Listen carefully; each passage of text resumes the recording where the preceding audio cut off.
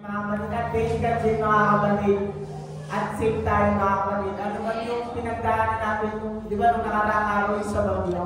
Marami mga inabot na baha, yung iba may mga nasayang na mga gamit, pero still nandun pa rin yung pag-iingat ng ating Panginoon sa ating mga buhay mga kapatid. Kaya marapat lang talaga natin purihin at pasalamatan natin ng ating Diyos na buhay mga kapatid. Amen mga kapatid. At inaangat ko ay tumarin ako lahat. At inaangat ko rin po si Brother Rod para sa ating opening prayer. Patuloy na muli sa Diyos sa pamamagitan ng panalangin. Amang banal na sa langit, kami po ay lubos na kami lang natutuwa muli sa araw na ito. Muli mo kami binigyan ng kalakasan upang sa Panginoon ay makatuloy sa pagtitipong dakilang pagtitipong ito Diyos. At kami po ay minsan pa kami ng kapatawaran sa mga kasalanan. Kasi ito kami sa lahat ng aming karunihan at patuloy kami makatagpo ng kapag-awa sa iyo. At dalangin po namin Panginoon ang ito pa mga kapatira na patungo ito. Ingatan sila ang Lord Diyos at sinubuhay ng karating na ligtas at maayos. Amen. Dalangin po namin Panginoon na bawat bahagi na aming pong iniangka o ikaw ay papuyan, salamatan at sambahin ang kasilang pangalan. Dalangin mo ito Panginoon at higit sa lahat ng banal ng tao na tayo sa aming harapan. Bigyan mo po siya ng talino at karunungan.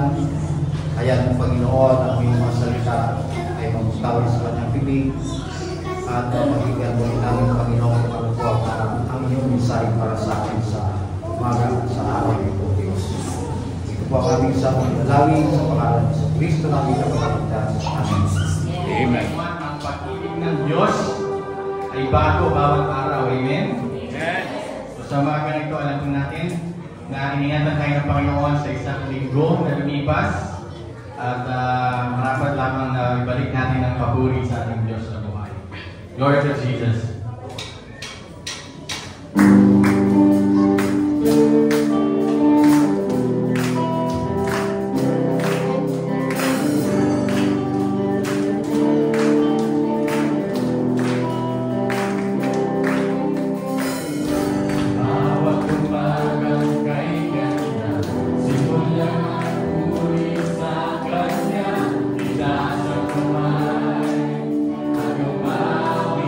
Sa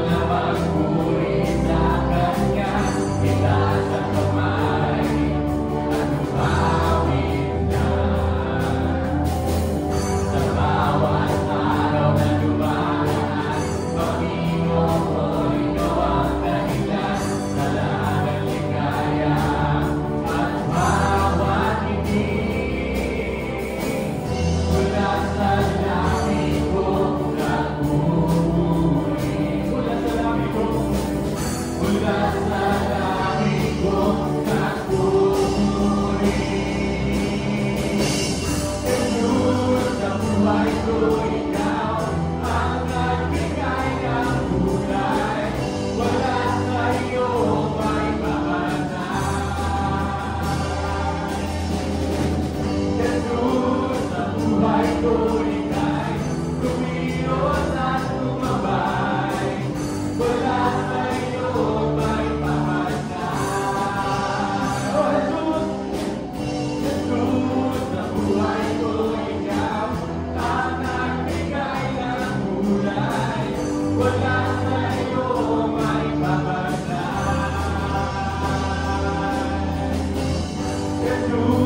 the buhay ko ika'y tumilo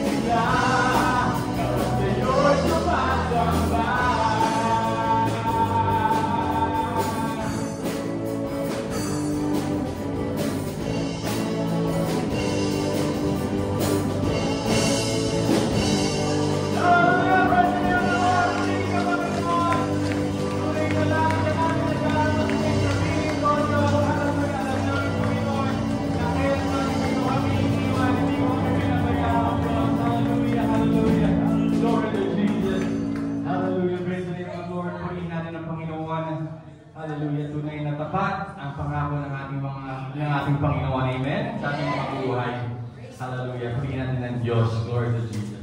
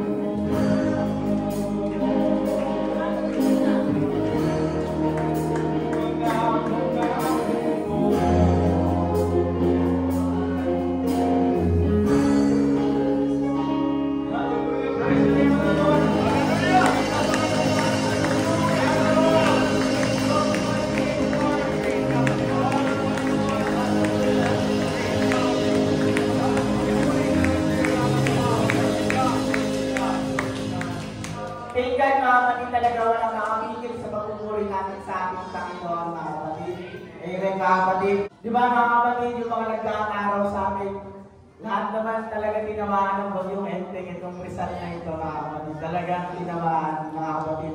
Pero yung iba, syempre, yung una nang may pasok kasi nun eh. Hindi ko alam kung tutuloy ba ako o hindi ako tutuloy eh. Pero, thank God at pinag-work from kami ng mga boss namin, mga kapatid. At yun, nanonood talaga ako sa Facebook nun. Nakikita ko yung iba't ibang lugar na binaba, nilalandslide. Pero mga kapatid, still nandun talaga palagi ang pag-iingat ng ating Panginoon sa bawat isa sa ating mga kapatid. Kaya thank God talaga, mga kapatid. Kaya parang sa buhay lang natin, mga kapatid, ano man yung dumating na bagyo sa buhay natin, mga kapatid, palagi na, mga kapatid, lagi lang tayo humingi ng tulong, ng gabay sa ating Panginoon, mga kapatid. Kumbaga, hindi lang naman dahil tayo naglilingkod sa Lord dahil sa mga blessings sa mga kasiyahan na natatanggap natin Kumbaga, nandiyan din, mga kapatid, yung mga pagsubok, yung mga challenges sa buhay natin, mga kapatid. Kaya palagi lang, mga kapatid, na tuloy lang tayo palagi na humingi ng tulong at gabay sa ating Panginoon, mga kapatid. Amen, mga kapatid. At di ba, sabi nga, di ba, last time, last preaching, mga kapatid, di ba, yung sa Matthew 7, at yung kwento na nagtayo sa bato, tsaka ng bahay sa bato at sa buhangin, mga kapatid, di ba? Alam naman natin yung nangyari difference sa dalawa na yun, mga kapatid. Kaya, lesson lang dun para, mga kapatid, kumbaga, napakahalaga talaga, mga kapatid, na sumunod tayo sa ating Panginoon at magtiwala tayo sa ating Panginoon, mga kapatid. Di ba sabi nga, real last time na there's for every obedience, there is a blessings, mga kapatid. Pero syempre, palagi na nandun yung puso at yung pagmamahal natin sa ating Panginoon sa pagsunod, mga kapatid. Amen, mga kapatid. At ipanalangin na rin po natin ang nagawang pagbibigay. Tayo po lahat tumuo. Lord, marami pong salamat sa mga biyaya na ito. Marami pong salamat sa mga nakibahagi na mga pagbibigay ng ikapong pagbabalik, Lord God, ng mga biyaya na ito, Lord God, na nagmumula sa inyo, Lord. Magamit po ito sa tama at sa ikakaluwalhati pa po ng inyo pong salita, ng inyo pong pangalan, Panginoon ko.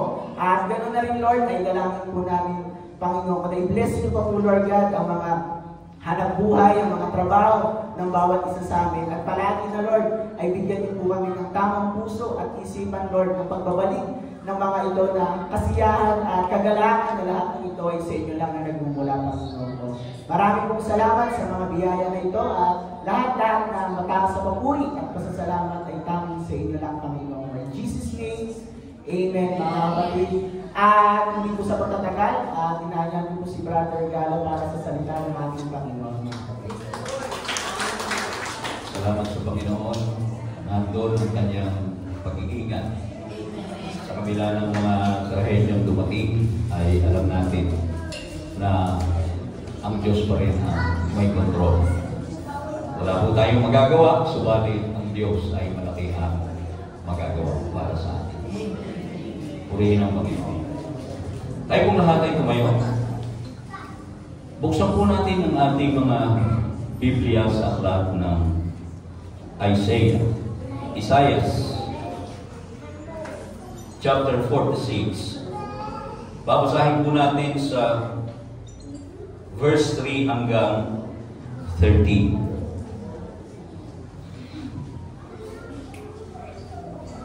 Babasahin ko po sa wikang Tagalog. Ang sabi rito, inyong dinggin ako, o sangbahayan ni Jacob, at lahat na nalabig sa sangbahayan ni Israel. Nakinanong ko mula sa tiyan, nadala mula sa bahay bata. At hanggang sa katandaan ay ako nga. At hanggang sa mag-auban ay dadalhin kita. Aking ginawa at aking dadalhin. Oo, aking dadalhin at aking ililigtas. Karinin niyo ako itutulad at ipaparis at iwawangis ako upang kami ay magkagaya. Sila'y dumudukot ng maraming ginto sa supot at tumitimbang ng pilak sa timbangan. Sila'y nagsisiupa ng panday ginto at kanyang ginagawang Diyos. Sila'y nangagpapatiraba o Oo, sila ay nagsisisamba. Pinapasan nila siya sa balikat. Dinadala nila siya at inilalagay siya sa kanyang damo at siya'y nakatayo.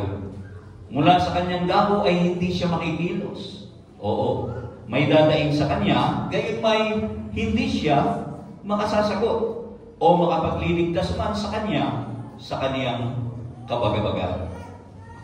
Inyong alalahanin ito at mga pakalalaki kayo. Isaisip ninyo uli o ninyong mga mananalansang. Inyong alalahanin ang mga dating bagay ng una, sapagkat ako'y Diyos at walang iba liban sa akin. Ako'y Diyos at walang gaya, na nagpapahayag ng wakas mula sa pasimula at mula ng mga unang panahon ng mga bagay na hindi pa nangyayari, na nagsasabi, ang payo ko ay mananayo at gagawin ko ang aking kaligayahan. Na tumatawag ng ibong magdadagit mula sa silanganan, ng taong gumagawa ng aking payo mula sa malayong lupain. Oo, aking sinalita, akin namang papapangyarihin. Aking pinanukala, akin namang gagawin. Inyong digin ako, ninyong may mapagmatigas na loob, na malayo sa katwiran. Aking inilapit ang aking katwiran, hindi maglalaon, at ang aking pagliligtas ay hindi magluluwa. At aking ilalagay ang kaligtasan sa Sion, na ukol sa Israel, na aking kaluwalhatian. Sumandali po tayong yumuko, tayo pong lahat ay manalangin. Dakilang Diyos na makapangyarihan sa lahat, kami po ay nagpupuri, nagpapasalamat sa isa na namang pagkakataon na ibinigay mo sa amin upang muli ay makarinig kami ng iyong mga banal na salita. Sa oras na ito, O Diyos, taglay ang aming matibay na pananampalataya. Kami po ay humihiling na ikaw ang siyang maglangis sa iyong lingkod na gagamitin upang maunawaan namin ng malinaw ang lahat ng mga salitang lalabas sa kanyang bibig. Ikaw, Panginoon, ang mangusap sa bawat isa sa pamamagitan niya. At ang iyong banal na Espiritu, O Diyos, ang magbukas ng aming mga pangunawa at magpalambot ng aming mga puso sa lahat ng aming maririnig. Kumilos ka, Panginoon, sa puso at isipan ng bawat isang naririto ngayon, at ipagkaloob mo sa amin ang pagpapala mula sa iyong mga banal na salita. Ito po ang aming hinihiling sa iyong dakila at makapangyarihang pangalan. Sa pangalan ng aming Panginoong Jesucristo. Ang lahat ay magsabi na Amen. Bababalik po tayo sa ating mga upuan.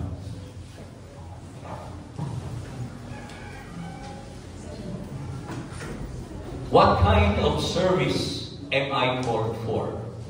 Anong uri ng paglilingkod ako tinawag?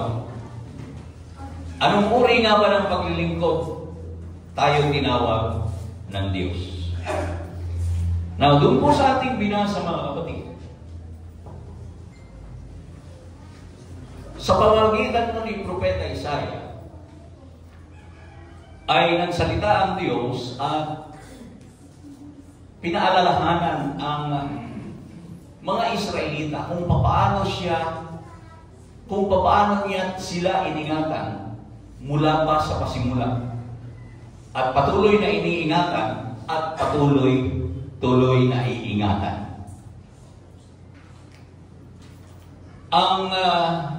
Alam natin, mga kapatid, ng bansang Israel, ito po yung bansang pinili ng Diyos. Ito po yung bayan ng Diyos.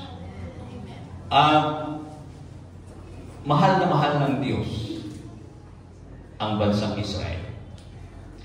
Now, dun sa ating binasa, ay makikita natin kung paanong ikinumpara ng Diyos.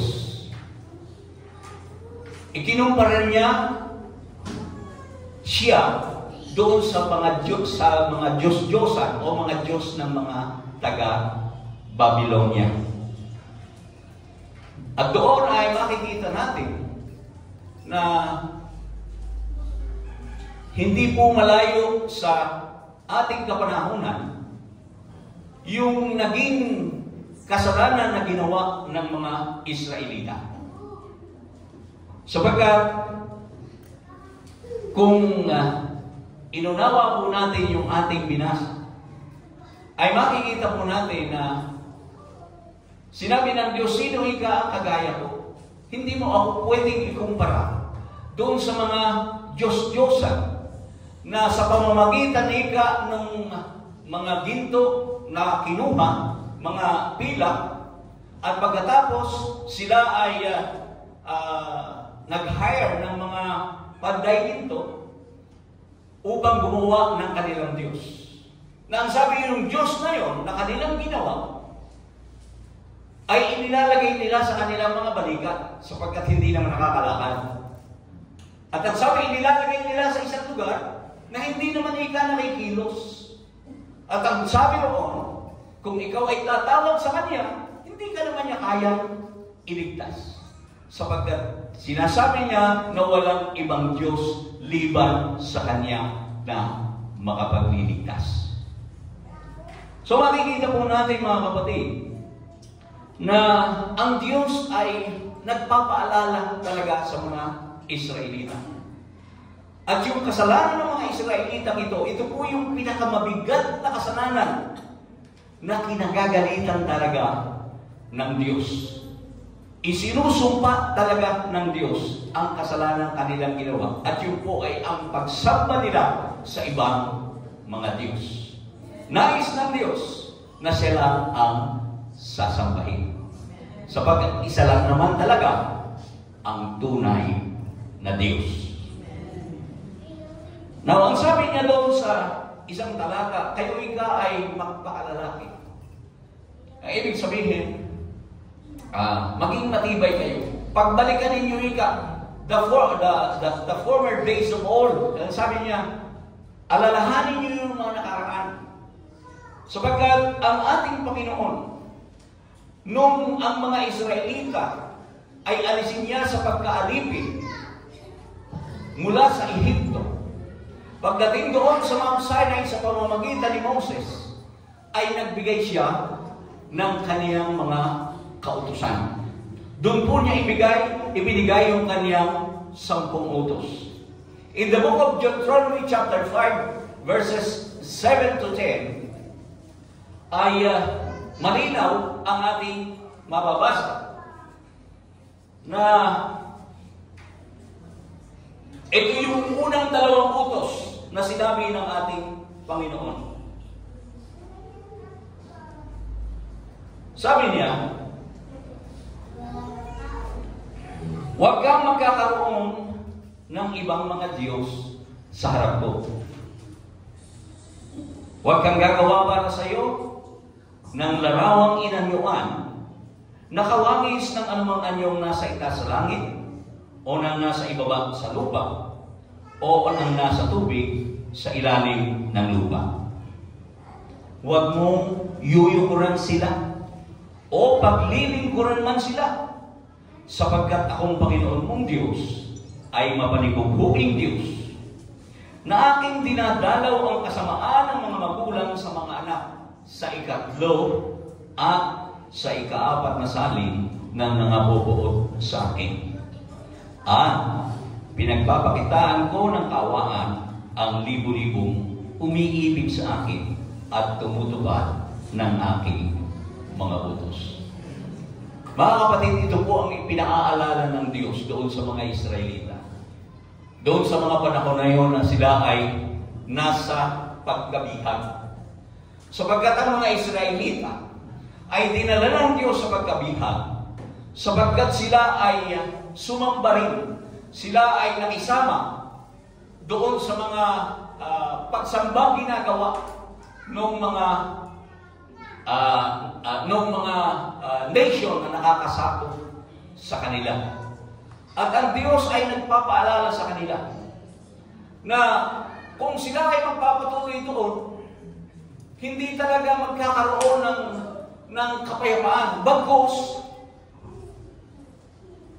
ang kahirapan na kailang nararanasan ay magpapatuloy. Subalit, doon sa binasa natin, ang sabi niya, doon sa verse 13, doon sa Isaiah chapter 46, verse 13, ang sabi niya, aking inilalapit ang aking katuwiran. Hindi maglalaon at ang aking pagliligtas ay hindi magluluwat. At aking ilalagay ang kaligtasan sa Sion na ukol sa Israel na aking kalwalhatian. Lahat ng ginagawa ng Diyos sa pasimula, kung babasahin natin ang lumang tipan, lahat ng ginagawa ng Diyos, ang kaniyang pagpaparusa sa mga Israelita, kung bakit ang mga Israelita ay nabihag, sila ay nasabyu ng kanilang mga kaway, yun po ay sa dahilan ng kanilang kasalanan. Ang pinakamabigat na kasalanan na ginagawa nila ay yung pagsamba nila sa ibang mga Diyos. Now, sabi niya, ang aking pagliligtas ay hindi magluluwa. Nais ng Diyos na ang Israel ay magbalik loob sa Kanya, sapagkat mahal na mahal ng Diyos ang bansang Kanyang pinili. At ang Kanyang pagpaparusa ay sa dahilan na nais lang ng Diyos na magbalik loob ang Israel sa Kanya. Now, nang makita ng Diyos na ang batas ay hindi kailanman magiging sapat. Nung ibigay niya ang 10 utos, nakita ng Diyos na hindi talaga kaya ng mga Israelita na makasunod doon. Lagi po silang nagkakasala. At maging sa ating kapanahunan, kung ang pag-uusapan natin ay ang 10 Commandments, wala po isa man sa atin na makakasunod ng buong-buo dito. At ang sabi sa Biblia, kapag ikaw ay sumuway sa isa, sinuway mo na ang lahat.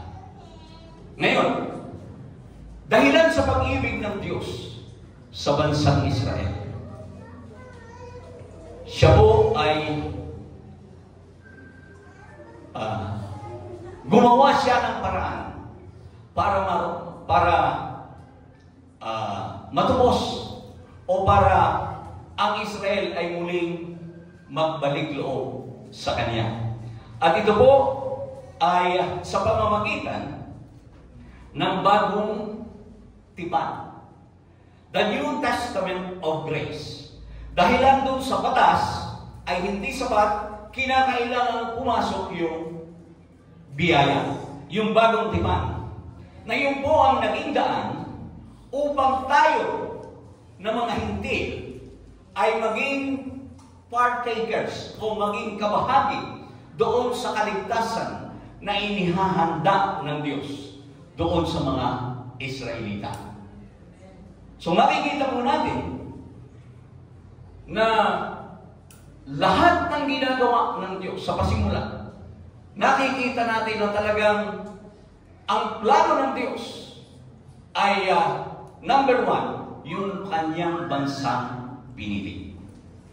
Ngayon, alam natin ang kwento na ang mga Hudyo o ang mga Israelita hindi po tinanggap ang ebanghelyo ng ating Panginoong Jesucristo. Hanggang sa ngayon, marami pa pong Hudyo, although there are some Jews na naging mananampalataya, naging Kristiyano na, kinilala ang ating Panginoong Jesucristo. But generally speaking, ang mga Hudyo hanggang sa ngayon ay naghihintay pa rin ng tagapagligtas. Now, ang unang-unang tumanggap o kumbaga dahilan doon sa plano ng Diyos na yun, hindi sapat yung batas. Gumawa siya ng paraan. Kinakailangan magkaroon ng bagong tipan. At ito nga po ay yung biyaya ng kaligtasan na maaaring matanggap ng sinuman sa pamamagitan lamang ng pananampalataya sa ating Panginoong Hesukristo. Palakpakan muna natin ang ating Panginoon. At napakagandang isipin, mga kapatid, na dahilan sa ang mga Israelita sa kanilang pagtanggi doon sa Bisaya, doon sa tagapagligtas, na-extend yung biyaya sa ating mga hindi. Now, kagabi mayroong katanungan ang isa nating kapatid. Ang sabi ni Brother Gab sa akin, ang ibig po ba sabihin noon ay tsamba lang yung kaligtasan nating mga hindi? Sabi ko, hindi tsamba. Sapagkat ang karunungan ng Diyos ay hindi natin kayang maipaliwanag o hindi natin kayang ikumpara kahit na kanino. It's uncomparable. Yung kalaliman ng kaniyang mga kaalaman. Ang sabi po sa aklat ng Romans chapter 11, verses 25 to 33.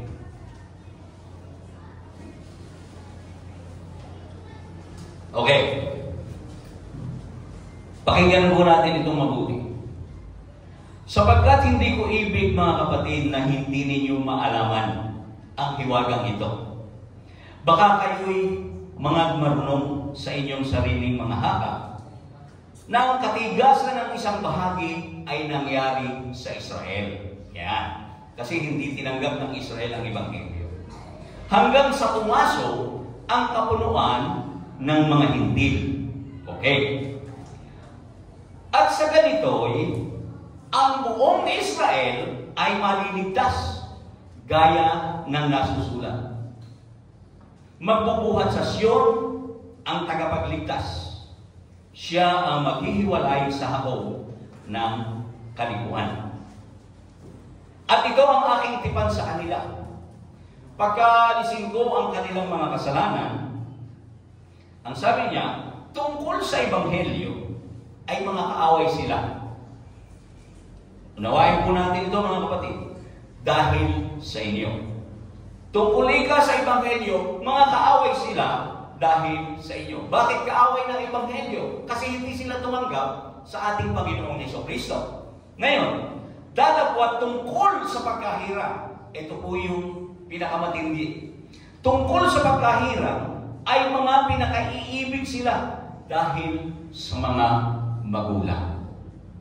Ang ibig sabihin, yung pangako ng Diyos doon kay Abraham kahit kailan ay hindi mapuputol.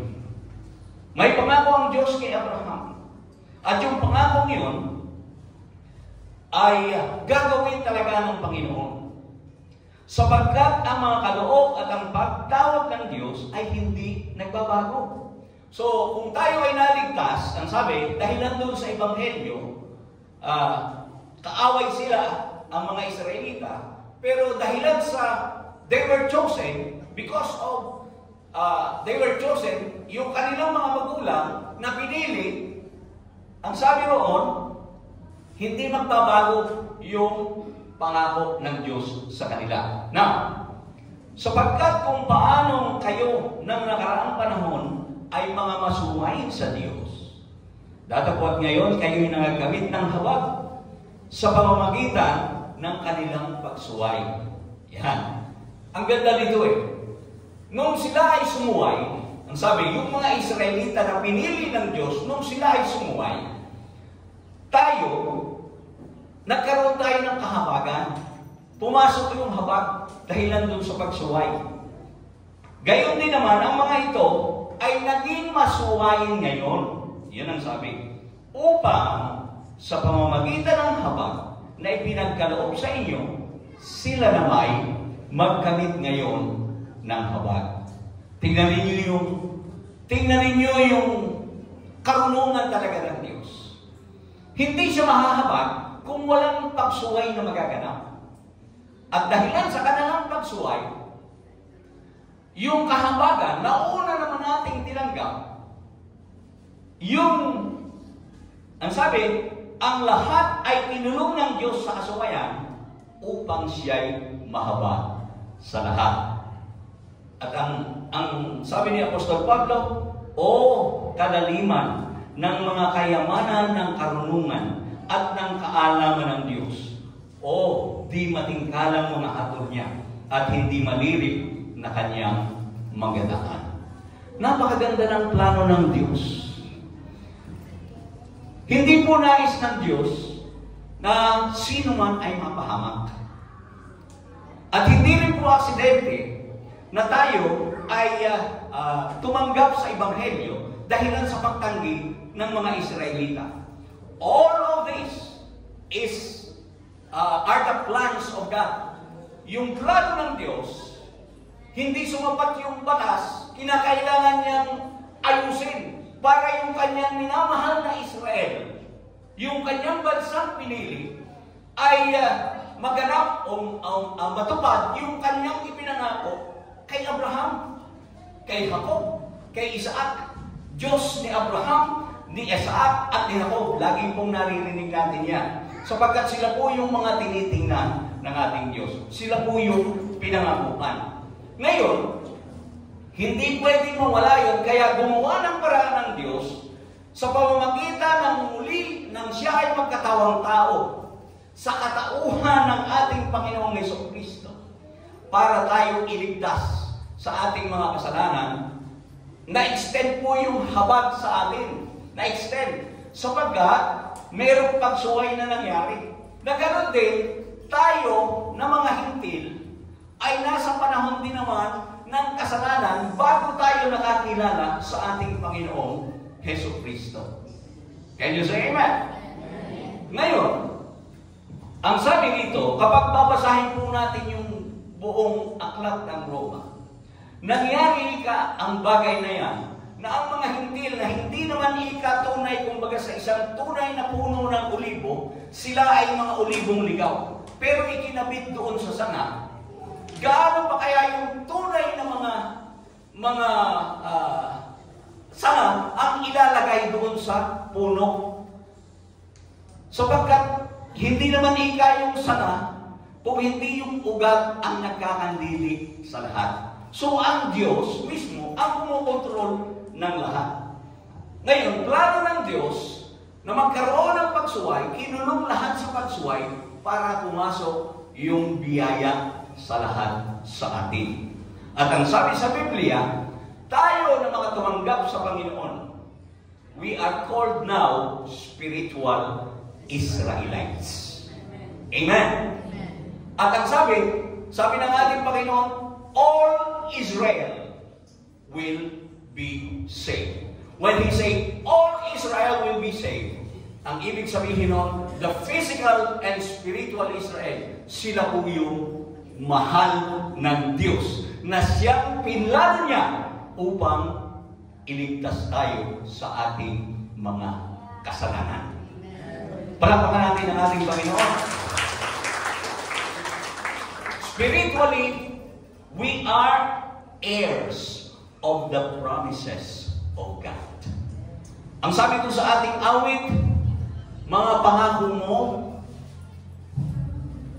yung sa awit kanina, kung pinakinggan natin, napakagandang awit. At yun po ay para sa ating lahat. Na pinlano talaga ng Diyos, hindi lamang sa Israel kung hindi sa lahat ng tao. Pero pangunahin, mga kapatid, yung bansang kanyang pinili. Mahalaga sa kanya ang Israel. Kung kayo po'y nakikinig ng ating Bible study every Wednesday, makikita po natin doon na doon palagi na sinasabi ng Panginoon na sila ay dinala sa pagkabihag, sila ay nakaranas ng kahirapan, subalit kung sila ay magbabalik loob, muli silang ibabalik ng ating Panginoon. Muli silang pagpapalain. And actually, doon sa ating pinag-aaralan ngayon, there will be a total restoration na mangyayari sa Israel in the end times. And this includes the physical Israel and the spiritual Israelites. And that spiritual Israelites, tayo po yun mga kapatid, na dati ay ulibong ligaw, pero dahilan sa kadakilaan ng Diyos, sa pag-ibig niya sa Israel, tayo ay ginawa ring Israel. Palakpakan natin ang ating Panginoon. Hallelujah! Ngayon, Brother Galo, anong kinalaman niyan doon sa ating title? Di ba? Ano ang kinalaman doon sa ating title ngayong umaga? What kind of service am I called for? Ipinakita ko po sa inyo kung gaano kahalaga sa Diyos ang Israel. At kung paano tayo ngayon ay tinatawag na rin mga spiritual Israelites. Now, having known this, what kind of service are we called for? Ano namang klase ng paglilingkod ang hinihingi ng Diyos sa atin? Now, papansinin po natin kung kayo po ay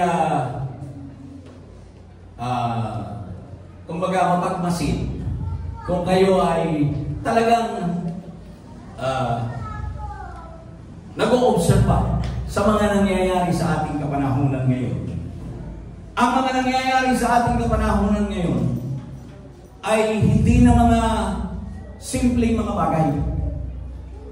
Iisipin mo ba na ang Teresa babahain, ang Tanay babahain, ang Pililya, ang Murong, puro buntok yan?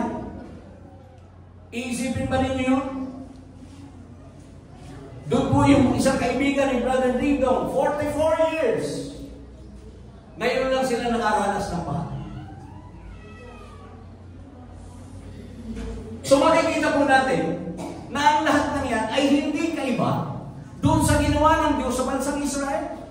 Hindi po yung kaiba sa nangyayari ngayon sa ating mundo, sa ating kapaligiran. Sapagkat ang nais ng Diyos ay magkaroon tayo ng tamang paglilingkod. At paano natin gagawin niyo? What kind of service? Mga kapatid, God demands the right worship. Hinihingi ng Diyos na tayo ay sumamba sa Kanya ng tama.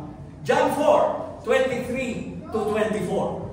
Ang sabi niyan, napakalinaw.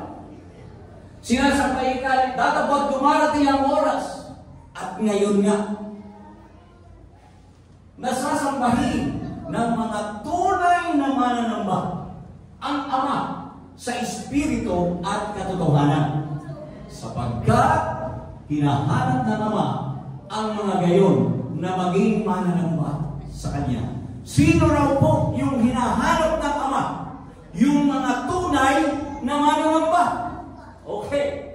Ang Diyos ay Espiritu. At ang mga sa Kanya ay nagsisamba ay kinakailangan magsisamba sa Espiritu at sa katotohanan. Mga kapatid, yung binasa natin sa Isaiah chapter 46 ay pagpapatunay na talagang ang Diyos ay galit sa mga sumasamba ng hindi tama. How should we worship God? We should worship in spirit and in truth. Sasambahin mo siya sa Espiritu at sa katotohanan. Hindi mo siya sasambahin sa larawan. Malinaw po yun. Deuteronomy chapter 5 verses 7 and 10. Huwag kang gagawa para sa iyo ng mga larawang inanyuan. Hindi po si Brother Galo ang nagsalita dito. Ang Diyos mismo, utos yun sa kanila. Na ang sabi ng ating Panginoon, kay Isay sa pamamagitan ni Isaiah, ipaalala mo ika sa kanila yan. Yung mga nang una pa ay binigay ko sa inyo. Ano yun? Yung utos na yan. Yung utos na yan na kinakailangan mo sumamba sa iisang Diyos lamang, sa iisang tunay na Diyos, sa Espiritu at sa katotohanan. Mga kapatid, kung pinaalalahanan po ang Israel doon sa lumang tipan, tayo po sa ating kapanahunan ngayon ay pinaalalahanan din ng Diyos na kinakailangan na nating baguhin yung pamamaraan ng ating pagsamba. Sapagkat napakarami pa po sa ating kapanahonan ngayon ang mayroong maling pagsamba sa Diyos. Ang hinahanap ng Diyos, yung mga tunay na mananamba. Sasamba saan? Sa Espiritu at sa katotohanan. Ang sabi, ang Diyos ay isang Espiritu. Amen. At ang sabi sa Biblia, yung Diyos na yun ay isang Espiritu, siya ay nagkatawang tao. Nung siya ay magkatawang tao, tinawag siyang anak. At yun ay sa katauhan ng ating Panginoong Jesucristo. Yung Diyos na iisa, isang Espiritu, tinawag na Ama nung nalaring ang buong sanlibutan, tinawag siyang anak nung tayo ay iligtas sa ating mga kasalanan. At siya ay isang Espiritu na siya naman niyang tunay na kalagayan. Palakpakan natin ang ating Panginoon. Ito po ang hinihingi ng Diyos. This is the kind of service that God wants. Dahil walang silbi ang anumang pagsamba na gagawin ng mga tao kung hindi ay gagawin hindi ayon sa kanyang ninanais. Ang pagsamba po ay paglilingkod sa Diyos. Amen. At sa ating pagsamba ay hindi lamang doon sa mga panahon na sasamba ka lamang sa Diyos kapag maganda ang nangyayari sa buhay mo. Ang Diyos ay dapat lang sambahin sa lahat ng pagkakataon. Dapat lang siyang pasalamatan sa lahat ng pagkakataon. Ang sabi sa Biblia, tayo ay laging magpasalamat sa lahat ng mga bagay. Sa lahat ng mga bagay. Bahain ka man o hindi, magpapasalamat ka pa rin sa Diyos. Magkasakit ka man o maging maganda man ang iyong kalagayan, dapat nagpapasalamat ka pa rin sa Diyos. Yun po ang ninanais ng Diyos na paglilingkod sa Kanya, sapagkat siya lamang ang dapat natin sasambahin. Si Apostol Pablo, nung sila ay nakakulong, si Paul and Silas, nung sila ay nakakulong, ano ang kanilang ginawa? Nasa loob sila ng bilangguan. Ano ang kanilang ginawa? Sila po ay nagpuri, nagpasalamat sa Diyos. At pagkatapos ng kanilang ginawa yun, nang sila ay makapagpasalamat, pumasok o nangyari ang himala. Nabuksan yung mga bilangguan. Natakot yung guardia. Akala nakatakas si Pablo at yung kanyang mga kasama. Pero ang sabi ni Pablo, narito kami, huwag kang matakot. At ang sabi niya, kung ikaw ay sasampalataya, ikaw at ang iyong buong sambahayan ay maliligtas. Another promise of God to those who will worship God right. Kung sasamba ka lamang ng tama, hindi lang ikaw ang maliligtas, pati yung iyong buong sambahayan. At hanggang ngayon, hindi pa rin po tayo nagigising. Kasi ang diablo, sobrang ginagawa niyong panlilinlang. Ayaw ng diablo na tayo ay sumamba ng tama. Kaya pinipilit balututin ng diablo, pinipilit niyang dominahan ang pag-iisip ng mga tao maging sa ating kapanahonan. Sinabi na nga, huwag nang gagawa. Sasabihin nyo ba, hindi naman ako gamaan.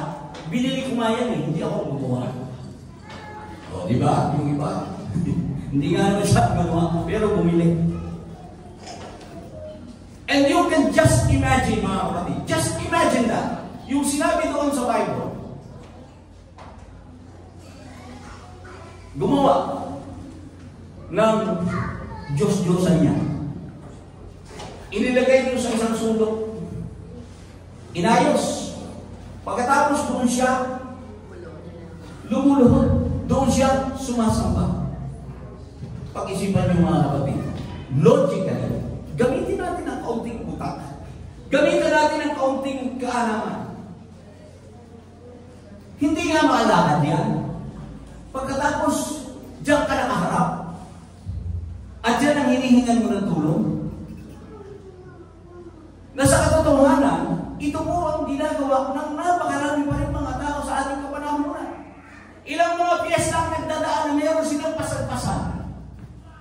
Di ba? Habang pasal-pasal yun, may mga sumasayaw pa. Di ba? Santa Clara. Di ba? At yun po galit na galit ang Diyos. Basahin mo ang lumang tipan. At alam niyo mga kapatid, doon po sa 10 utos na yun, doon po sa 10 utos ng Diyos, hindi ko maintindihan kung bakit yung unang dalawa ay nawawala at pinawawala nila ng saysay. Subalit, tayo bilang mga mananampalataya, meron po tayong responsibilidad. We have the responsibility because we know the truth. At kinakailangan na sa atin magsisimula ang bagay na yan. Kung meron pa tayong mga kaibigan, kamag-anak, na hanggang sa ngayon ay biktima pa ng panliling ng kaaway, mga kapatid, ito na po yung panahon para po natin sila kausapin. Amen? At paalalahanan. Sapagkat ito po ay salita ng Diyos. Hindi po ito salita ng tao. Ang sabi ng ating Panginoon, kapag aking pinanukala, aking papapangyarihin. Kapag aking sinalita, ito ay magaganap.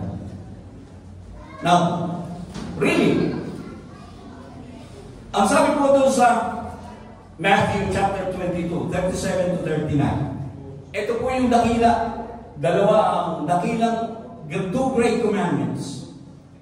Sabi ka, ibigin mo ang Panginoon mong Diyos ng buong puso mo, at ng buong kaluluwa mo, at ng buong pag-iisip mo. Ito ang dakila at pangunang utos. At ang pangalawang katulad ay ito, iibigin mo ang iyong kapwa na gaya ng inyong sarili. With this two, nauuwi na po dyan ang 10 utos ng Diyos. Dahil doon sa first 3 ay patungkol sa Diyos at yung all the rest, patungkol na po yan sa ating kapwa, sa ating mga sarili. Amen. Ano ba yung unang utos? Huwag kang magkakaroon ng ibang mga Diyos sa harap ko.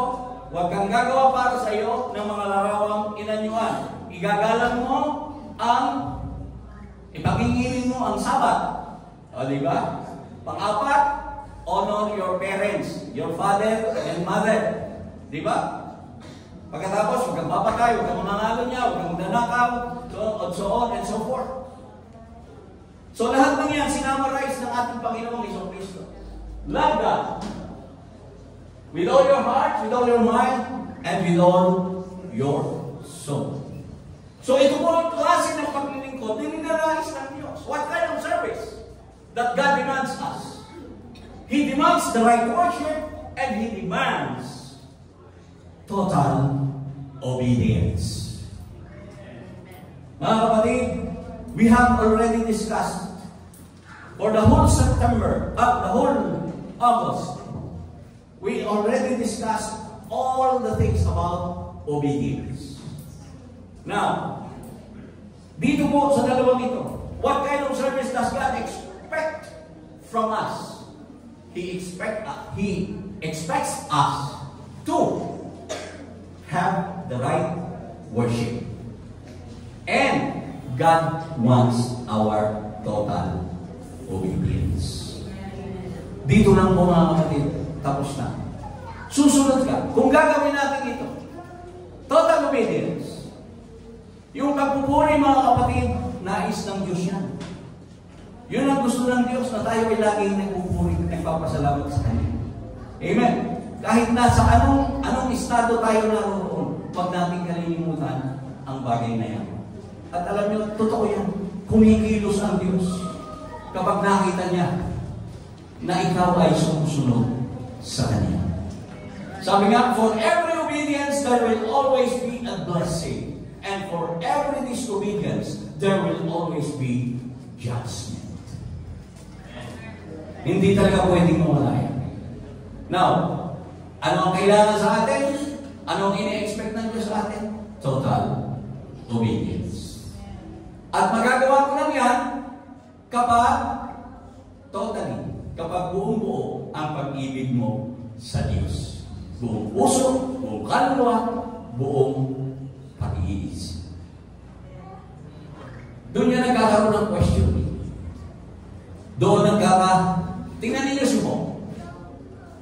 Si Job, dating mayaman, inalis ng Diyos ang lahat ng kanyang kayamanan. Dating malusog, inalis ang kanyang kalusugan. Amen. Pero anong sabi ni Job? Diyos ang nagbigay, Diyos ang mag-aalis. Purihin ang Panginoon. Hindi niya isinumpa ang Diyos. Anong ginawa ng Diyos? Ibinalik sa kanya. Na doble pa yung lahat ng nawala sa kanya. Hindi ba kaya gawin ng Diyos sa atin yan?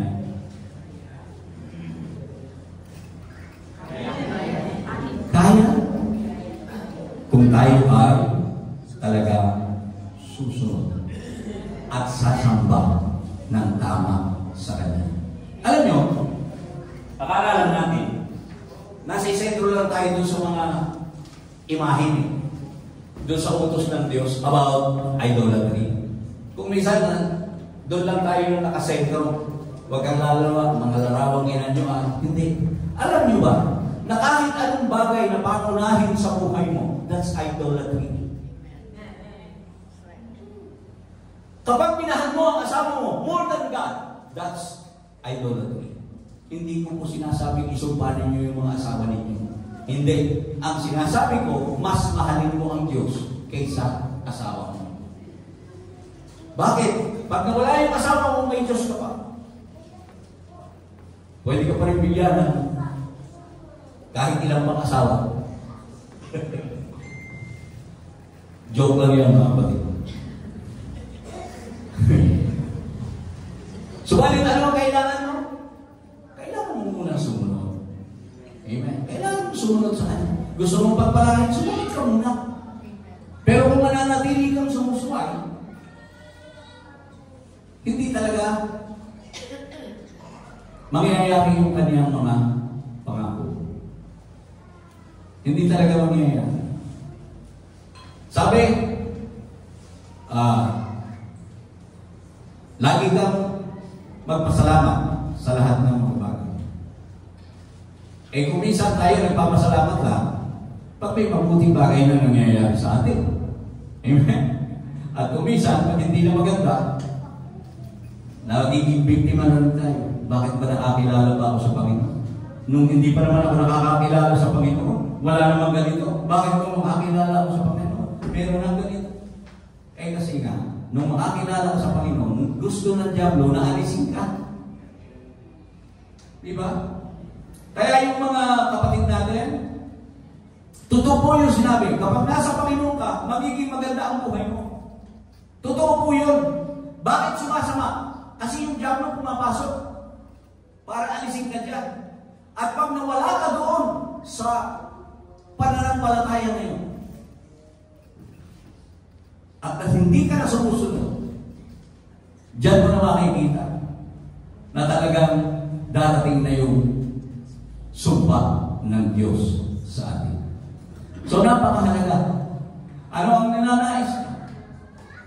Eh tingnan ninyo ang mga kapatid. Ang sabi doon sa utos ng ating Panginoon, dadalawin niya ng kasamaan ang mga magulang, kasamaan ng mga magulang sa ikatlo at ikaapat na salin ng lahi. Paano ba yung ikatlo at ikaapat na salin ng lahi? Okay, ganito po yun. Kung kami ni Sister Weng ay nagkaanak, yung una, yung first generation. So yung first generation, si Ding Dong. Ang second generation, si Zay. Okay? Ang third generation, paano ba? Ganun nga ba? Ang first, di ba yung sa akin muna? First ako. Yeah. Ako yung first generation. Second na si Dong. So pangatlo na si Zay. Kung ako ay gagawa, kung hindi ako susunod sa Panginoon, ang sabi, ang magdudusa, si Zion. Ganun po yun. At yung magiging anak ni Zion. And it follows. Kung magpapatuloy, si Dingdong, siya ang first generation, dun sa kanyang lineage, magpapatuloy yun, 3 at 4 na salik ng lahi. Now, I want you to analyze. Kung mayroon kang kilalang tao na natampalasan, ang sabi, dadalawin ko ika ng katampalasanan. Sila na nangapupuot sa akin sa 3 at 4 na salik ng lahi. Kung mayroon kang makilala, tingnan, sigurado, naganap ito. Hindi pwedeng hindi magaganap yan.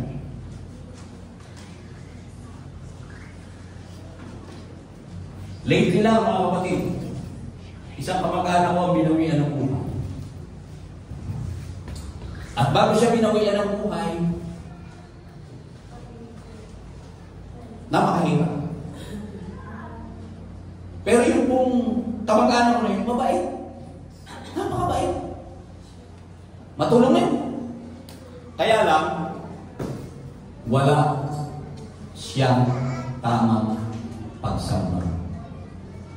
At pati yung kanyang mga magulang, wala doon sa tamang pagsamba. Meron akong isang pamangkin.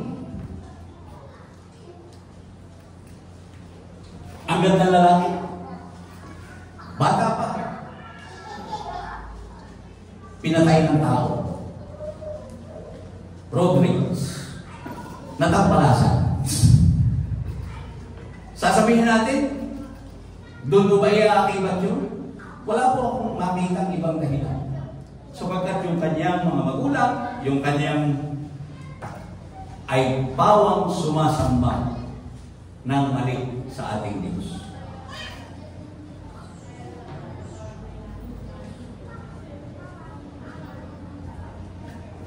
Alam nyo, medyo mabigat po ito eh. Pero siguradong mangyayari ito. Sapagkat sinabi ng Panginoon, pag aking ipinatukala, ito ay magaganap. Pag aking sinalita, siguradong mangyayari. Now, ang sabi sa aklat ni Ezekiel, ang kasalanan ni Ika na magulang, hindi naman kasalanan ng anak. Kaya lang may collateral damage kasi. Diba? Sa kasalanan ng maraming mga tao, natatamay pati yung mga mananampalataya. Kaya lang, ultimately, ito naman ang mahalaga. Sapagkat ang ultimate natagumpay natin pagdating doon sa kabila. Sapagkat tayo mga mananampalataya, pag tayo ay natapos dito sa buhay, dito sa lupa, meron pa tayong buhay doon sa kabila na inilalaan ang Diyos para sa atin. Doon sa mga mananampalataya ay buhay na walang hanggan at sa mga hindi sumasampalataya ay kaparusahang walang hanggan. Yun po ang mahirap. Pinarusahan ka na nga dito sa lupa, pagdating doon sa langit, pagdating doon sa kabila, parurusahan ka pa rin sa impyerno. Ay hindi na nga ibaling mahirap. Anong sabi doon sa isang mayaman at saka isang pulubi? Yung pulubi, nasa langit. Yung mayaman, napunta sa impyerno. Ayun po ay isang inihalimbawa. Eh maganda naman ang buhay mo na ikaw ay nasa lupa. Ayaw mo naman siyang magtamasa ng maganda ngayon na sa langit na. Pero ito po mahirap. Mahirap ka na nga dito sa lupa. Pagdating mo pa sa kabila, impyerno ko pa rin. Ikaw na yung pinakakawawa sa lahat. Can you say amen? Kaya dapat sa atin, dito pa lang, inaayos na natin yung ating pagsamba, yung ating pagsamba sa Diyos, at inaayos na rin natin yung ating pagsunod sa ating Panginoong Diyos. Alam ko naman mga kapatid na matatalino kayo. At katulad ng sinasabi ko, ang Diyos-Diyosan ay hindi lang yung mga narawang inanyuhan. It could be your loved one. It could be yourself. Baka masyadong pinahahalagan yung sarili mo kaysa Diyos. That's idolatry. Amen. So, dito, ano bang klase? I think, nasagot po yung ating title sa mga what kind of service am I called for? God demands the right worship and He wants total obedience. By the way, palakpakan natin ang ating Panginoon. Kasama natin ang ating kapatid, hallelujah, Sister Josie ay nakaranas ng hindi simpleng karamdaman. But then I believe that God, everything that happens to us is for a reason. Lagi, mayroon pong dahilan. And I believe, napakaganda ng plano ng Diyos para sa ating. Hallelujah. At hindi rin po aksidente na mayroon tayong mga bisita sa araw ito. Kasama natin si Sister Olive. Hallelujah. Salamat sa Panginoon. Salamat sa Diyos. Hindi po aksidente na kayo ay nakarating dito. Dapat lang na marinig ninyo ang pangangaral na ito. Sapagkat ito po ang pinakamahalagang bagay na dapat nauunawaan ng tao. Ang sumamba ng tama sa Diyos, maglingkod ng tama sa Diyos, at sumunod ng tama sa Diyos. Marami pong sincero sa kanilang ginagawa. Hindi ko po sinasabi na hindi sincero yung mga sumasamba na hindi tama. They are very sincere, but sincerely wrong. Ayun po ang mahirap. Bakit ko po sinabi na sincerely wrong? Am I judging them? No. It's the Word of God that says it. Ang salita ng Diyos ang nagsasabi noon, hindi po si Brother God. Ako po'y tagapagsalita lang. But it is the Word of God that is saying na kung ikaw ay sasamba ng mali, hindi ka tunay na mananamba. At sino ang hinahanap ng Diyos? Yung tunay na mananamba. Yung sumasamba sa Espiritu at sa katotohanan. At sino yung Diyos na nasabihin? Meron lamang iisang Diyos. Amen? Hindi po tatlo kailanman ang Diyos. Wala po Diyos Anak at Diyos Espiritu Santo. Anak ng Diyos, yes, meron. Diyos Espiritu Santo, wala po kayong makikita sa Biblia ganun. Ang nakalagay lang dyan, Espiritu Santo. Hindi ko alam kung saan kinuha yun ng maraming mga nagtuturo na pinipilit nilang sabihin na ang Diyos daw po ay there are three persons in one God. Wala po sa Biblia noon. Sa Biblia, sinasabi, iisa ang Diyos. Wala liban sa akin. Binasa na natin yun sa aklat ng Isaiah. Kung pupunta pa tayo doon sa aklat ng, kung babalikan natin, kaya atras natin ng konti, punta tayo sa Isaiah 45, makikita po natin doon. Iisa pa rin ang binabanggit doon na gumawa, nagladlad ng mga langit. Iisa lang. Sino yung Diyos Anak? Wala nga pong Diyos Anak anak ng Diyos. Iba po yung Diyos Anak kaysa anak ng Diyos. Ang anak ng Diyos ay yung taong si Jesus. Kaya po siya anak ng Diyos sapagkat siya ang Diyos po na isa't Espiritu ang naglagay ng binhi sa tiyan ni Maria. Ang Diyos ay isang Espiritu. Pansinin po natin yun. Yung Espiritu na yun, Espiritu Santo. Kaya pag sinabi natin Diyos Ama at Holy Spirit, interchangeable po yun. Iisa ang ibig sabihin nun. Siya yung Diyos Ama na isang Espiritu. Anak siya ng Diyos, pero si Jesus, anak din ng tao. Bakit? Ipinahanap ni Maria. Okay? Kaya sa Diyos, si Jesus ay mayroon dalawang katalagahan. Siya ay tao at Diyos. Alin ang Diyos? Yung Espiritu na nasa loob niya. Ang sabi sa Biblia, for in Him dwells the fullness of the Godhead bodily. Sa Kanya ikanananahan ang kapuspusan ng pagka-Diyos sa laman. Yung Espiritu na nasa loob niya, yun yung Diyos. Yung laman, yun yung namatay sa krus. Kaya pag may nagtanong, sino ba yung namatay sa cross? Yung Diyos Anak o yung Diyos Ama? Sabi ng iba, yung Diyos Anak. Meron ba Diyos na mamamatay? Wala. Ang namatay sa krus, yung anak ng Diyos.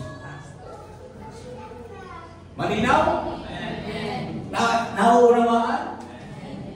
Mas masasaktan mo ang Diyos sa Espiritu at sa katotohanan. Sapagkat ang Diyos ay isang Espiritu. Ang sabi ni Jesus, ako ang daan, ang buhay, at ang katotohanan. So si Jesus at katotohanan. Sambahin mo ang Diyos sa Espiritu, sambahin mo si Jesus.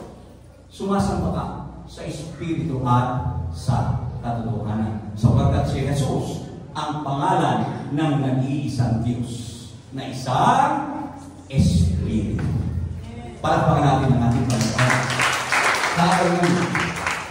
Dapat malinaw yun sa atin para makasamba tayo ng tama. Noong araw, si Sister Wen, nung nasa Mercury pa yan, mayroong ribulto si Maria dito, mayroong ribulto dito si Jesus. Yan kasi noon, ay laging nangunguna sa ang tawag doon? Sa misa. Pagka may misa sa Mercury, siya yung nangunguna. Minsan nananalangin siya. Hindi niya maalam kung siya sa harap kay Maria ba? O kay Jesus. Ang Diablo kasi, ngayon, sabi, yung isang panlilinang na naman ng Diablo. Sabi nung, ikaw ay kayo mananalangin, dumiritso ka na sa Diyos. Bakit kung saan mo padadaanin pa? Sabi naman ng isa, hindi ba mas maganda yung meron kang, kumbaga sa atin, meron kang padrino? Yan. Di ba tayo, meron tayong padrino? Hindi ba napakagandang padrino si Maria? Dahil siya yung ang ina ng Diyos. Ay naku anak, hindi mo pwedeng magkaroon ng ina ang Diyos. Si Jesus may ina, pero ang Diyos wala. Okay? Dapat malinaw sa atin yun. Si Maria ay ina ni Jesus sa laman. Hindi ba hindi ka matatanggihan ng ina? Kaya, paglalapit ka sa Diyos, dumaan ka muna kay Maria, siya ang lalapit kay Jesus, at si Jesus naman, sa Ama, pinadami mo pa eh. Di ba? Kung dumiretso ka na sa Diyos, na yun naman ang gusto niya. Gagamitin mo lang yung pangalan ni Jesus. Ang sabi, lahat ng inyong hihingi sa Ama, sa aking pangalan, sabi ni Jesus. Kaya, pag tayo'y nanalangin, in Jesus' name. Mahalaga po yan, mga kapatid. At yan po, inililigaw ng Diablo ang maraming mga tao. Sabi nila, Mary Mediatrix. Di ba ngayon? May mababasa pa sa Biblia na Mary na mediatrix. Mayroon mediator. Jesus is the mediator between God and man. Amen? Pero kailanman, wala pong mediatrix. Gumagawa talaga ng paraan ang Diablo para nilangin ang mga tao. Ang sabi sa Biblia, sa Galatians 1:8, though we or an angel from heaven preach any other gospel than what we have received, let them be accursed. Ay kung kami mangangaral ng iba kaysa sa inyong tinanggap ang sabi, sila ay matakwil. So ito po yung binabaluktot ng marami. Kaya maging sa bautismo, kapag ikaw ay binautismohan, nagbabautismo sila sa pangalan ng Ama, ng Anak, at ng Espiritu Santo. Ay ang sabi sa Gawa 2:38, magsisi kayo at magsipagbautismo ang bawat isa sa inyo sa pangalan ni Jesucristo. Wala naman sinabi kung Ama, Anak, Espiritu Santo. Yung pangalan kasi, dapat ginagamit yung pangalan sapagkat ang sabi sa Gawa 4:12, walang ibang pangalan na ibinigay dito sa lupa sa sino ng langit na sukat natin ikaligtas kung hindi ang pangalan Jesus. Yung Ama, Anak, at Espiritu Santo ay titulo ng nag-iisang Diyos. Ano ang pangalan ng Ama? Jesus. Ano ang pangalan ng Anak? Jesus. Ano ang pangalan ng Espiritu Santo? Jesus din. Sapagkat yung Ama, Anak, at Espiritu Santo ay titulo ng nag-iisang Diyos na isang Espiritu. At ang kanyang pangalan ay Jesus. Palakpakan natin ang ating Diyos. Kaya mo lamang sumamba kapag kilala mo ang iyong sinasamba. Tama ang pagsamba mo kapag tama yung sinasamba mo. Amen? At makakasunod ka lamang kapag sinunod mo ang utos nung sinasamba mo. Buong-buo dahil iniibig mo siya ng buong puso, buong kaluluwa, ng buong pag-iisip. Kaya kung kulang, hindi tayo nakakasunod. Kung minsan nagkukulang. But then, may pangako ang Diyos. Binasa natin yun. Yung inyong ikang mga kasalanan ay hindi ko na aalalahanin pa. Just remain in the faith. Manatili tayo doon. At yun ang magbubunsod sa atin para kumilos ang Diyos sa ating mga buhay. Kasi isa man, ayaw ng Diyos na isa man sa atin ay mapahama. Amen? Amen. Purihin ang ating Panginoon. Tayo po natin ito ngayon. Hallelujah. Kaya natin na ipalaman niya sa atin ang kanyang pag-ibig sa pamamagitan ng kanyang banal na Espiritu. Tingin natin na puspusin niya tayo ng kanyang banal na Espiritu. Ang sabi sa Biblia, kung ang inyong mga anak, mga magulang sa laman, kapag tayo ay humingi ng anumang bagay, humingi ng tinapay, hindi tayo bibigyan ng bato. Gaano pa kaya ang ating Diyos na pinaglilingkuran? Kung hihingi natin ang Espiritu Santo, ipagkakaloob niya ito sa atin. Ang kailangan lang ay isang mambag na puso. Hallelujah. Anumang kahilingan meron ka sa oras na ito, ipaabot mo sa Diyos. Isang mambag na puso na kumikilala sa kanyang kapangyarihan.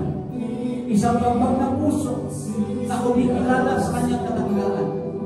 Pasalamatan mo siya, papurihan mo siya, kilalanin mo siya na siya ang tanging makatutulong sa iyo. Ano ang problema meron ka? Hallelujah. Come on, brother. Come on, sister. Hallelujah. Huwag mong pansinin ang iyong katabi. Just focus your mind to Him. I-focus mo ang iyong sarili sa Kanya. Hallelujah. Hingan mo ang lahat ng dinalais mo sa oras na ito. At sigurado hindi ka niya ibigay. Hallelujah. Hallelujah. Thank you, Jesus. Thank you, Jesus. Kapangyarihan mo'y walang katulad. Ikaw ang tunay na Diyos. Ika'y walang katulad. Ika'y nag-isa. Ikaw lang ang wala ng iba. Sa'yo ang aming gawin, hindi ang aming tinig. Sisigaw sa buong mundo. Hallelujah! Thank you, Lord! Thank you, Jesus! Lord, tawag kasi ka, Diyos. Narito rin kita ng Panginoon. Hallelujah! Alam mo, lahat ng mga kailangan ng Lord. Lord, abutin mo ang mga kailangan namin ng Diyos sa oras na iyo. Ipakita mo muli ang iyong kapangyarihan sa iyong mga anak. Hallelujah! Ibuhos mo, Panginoon. Ibuhos mo sa banal na Espiritu. Ipadama mo sa amin ang iyong pag-ibig, O Diyos. In the mighty name of Jesus, in the mighty name of Jesus, let your Spirit fall. Let us live your Holy Ghost. Right now, right now. Hallelujah. Just call the name of Jesus. Tawagin mo ang kanyang pangalan. Hallelujah. Huwag mong papagmatigasin ang iyong puso. Hallelujah. Buksan mo ang iyong puso sa Kanya. Hallelujah. Huwag kang tumigil. Hallelujah. Huwag kang tumigil hanggang sa maramdaman mo ang Kanyang panahon. Hallelujah. Focus your mind to Him.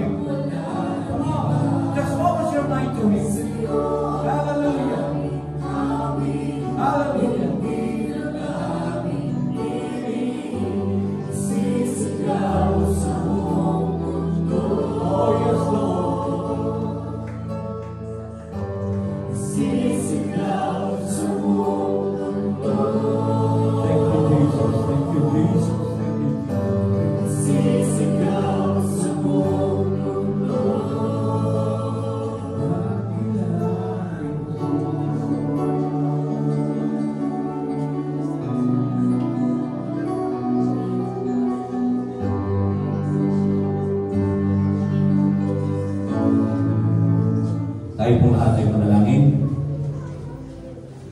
Dakilang Ama, narito po sa aming harapan ang pinagputol-putol na tinampay at ang katas ng ubas na simbolo ng iyong katawan at ng iyong dugo.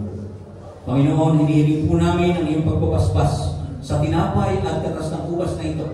Ito upang ito ay magsilbing kalakasan, kagalingan ng aming mga karamdaman at kalakasan ng aming mga kaluluwa. Ito po ang aming hinihiling sa pangalan ng aming Panginoong Jesucristo. Amen. Kunin po natin ang ating bahagi, hawakan lamang po natin, at sabay-sabay natin gagawin ang ating Holy Communion. Habang umiikot ang ating mga ushers, panatilihin natin malinis ang ating mga sarili sa harapan ng Diyos. Patuloy tayong makipag-usap sa kanila. Patuloy tayong humingi ng kapatawaran sa lahat ng ating mga nagawang kasalanan.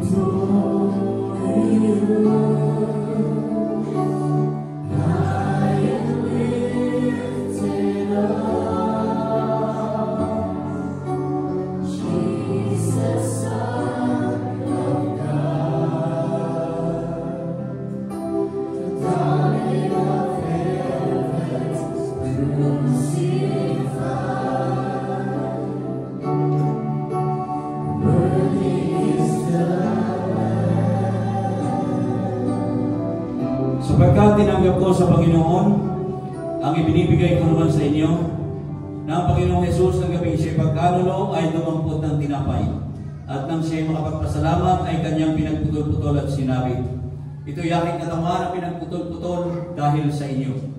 Gawin ninyo ito sa pag-aalaala sa akin. At gayon din naman, hinawakan ng saro pagkatapos na makahapon na sinasabi, ang sarong ito ay siyang bagong tipan sa aking dugo. Gawin ninyo ito sa tuwing kayo magsisiinom sa pag-aalaala sa akin.